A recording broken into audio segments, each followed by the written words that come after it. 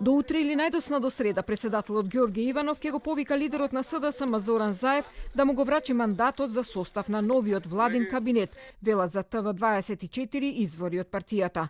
Истите извори додаваат дека ова Иванов лично му го кажал на Заев на денешната средба, откако претходно лидерот на СДСМ му ја доставил папката со 67 потписи, како доказ за обезбеденото парламентарно мнозинство.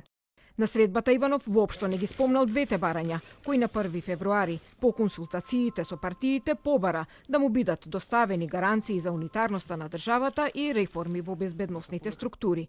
Заев во кусата изјава што ја даде пред да влезе во вилата водно рече дека ова е историски ден за Република Македонија и дека очекува набрзо да го добие мандатот. Во рака држам 67 потписи на пратеници од Македонското собрание, кои што гарантираат можност за нова влада за граѓаните на Македонија. Истовремено овие потписи овозможуваат да заврши кризата во Република Македонија и конечно државата да се придвижи напред во функција на враќање на животот во Македонија.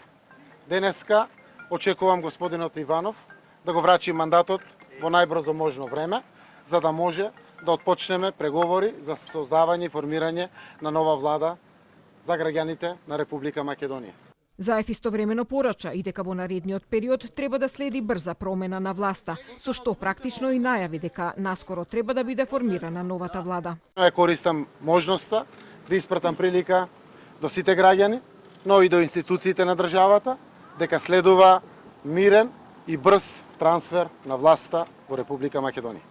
Средбата со Иванов инаку траеше кратко, околу 15 минути, пошто Заев, придружуван од потпредседателката Радмила Шекеринска и генералниот секретар Оливер Спасовски, ја напуштија председателската вила.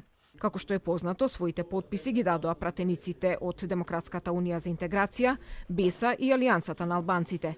По добивањето на мандатот, согласно уставот, Заев има рок од 20 дена да го состави новиот владин кабинет и пред парламентот да представи програмата.